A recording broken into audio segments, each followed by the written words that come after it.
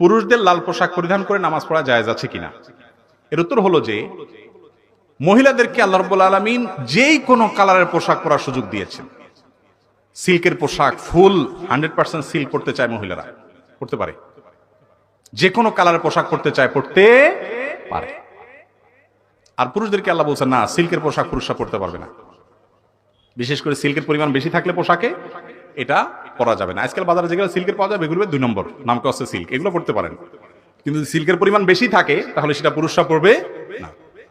আর পুরুষদের জন্য সাদা পোশাক পরাটা অধিকতর উত্তম এবং মুস্তাহাব, এই ব্যাপারে কোনো ইখতিলাফ নেই ওলামাদের মধ্যে। নবী করিম সাল্লাল্লাহু আলাইহি ওয়াসাল্লাম বিভিন্ন হাদিসের ফজিলত আসছে। কোন ওলামা ইকরাম সবুজটাকেও উত্তম বা ভালো বলেছেন।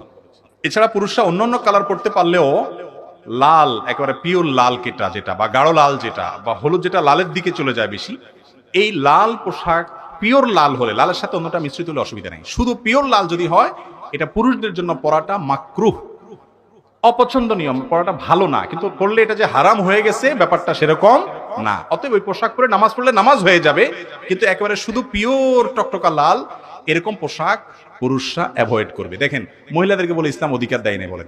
মহিলাদেরকে বলছে যেই কোনো কালার মনে চায় পরো, যত মনে চায় সাজো। আর পুরুষরা বলছে এটা পারবা, এটা পারবা না। এই জায়গায় মহিলাদেরকে বেশি দিছে না কম দিছে ইসলাম? তাহলে আপনি যখন দেখবেন বিভিন্ন জায়গায় ইসলাম কিভাবে মহিলাদেরকে অধিকার দিছে, কোরআনে কারিমে একটা সূরা আছে, নাম হলো সূরা নিসা, বিশাল বড় সূরা। সূরা রেজাল বা পুরুষের নামে কোনো সূরা কোরআনে কিন্তু নাই। হাদিসে আসছে 2জন মেয়ে যদি কেউ লালন পালন করে সঠিকভাবে, এই ব্যক্তিকে আল্লাহ তাআলা জান্নাত দিবেন। নবী সাল্লাল্লাহু আলাইহি ওয়াসাল্লাম তার জান্নাতের গ্যারান্টি দিয়েছেন।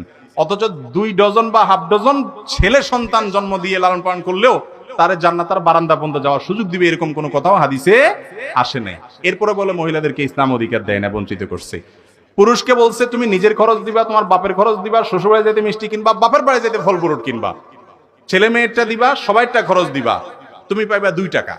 আর মেয়েকে বলছে তুমি তোমার নিজের শ্বশুর বাড়ি যাইতেও তোমার স্বামী কিনবে, তুমি দাঁড়ায় থাকবা শুধু হনহনায়া। আর তোমার বাপের বাড়ি যাইতেও মিষ্টি কিনে লাগে, শুধু অর্ডার দিবা স্বামীরে, এটা কিনো, এটা কিনো, রসগোল্লা কিনো, ছানা কিনো, এগুলো বলবা। মাগার তোমার কি করতে হবে না, কিচ্ছু, টাকা দিবে তোমার স্বামী, সে বুঝবে কোত্থেকে কামাই করবে, তোমার কিছু কেনা লাগবে না, তুমি দেখাই দিবা শুধু।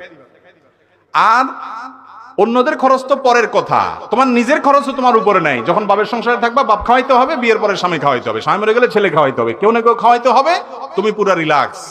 তোমাকে 1 টাকা দিলাম। আর ছেলেকে সব দায় দায়িত্ব দিয়ে 2 টাকা দিছে। কাকে বেশি দেওয়া হয়েছে, মেয়েকে না ছেলেকে? আপনি আপনার ছেলে একজনকে 10 টাকা দিয়ে বলছেন 10 টাকা দিছি, 10 টাকার এটা এটা আইনা মোট বাজার নিয়ে আসবে। আরেকজনকে 5 টাকা দিয়ে বলছেন এই 5 টাকা দিলাম তোমাকে, তুমি কিছু কিনা খাও, কিছু আনতে হবে না। কারে বেশি দেওয়া হয়েছে? 5 টাকা বেশি পাইছে না? এরপরে বলে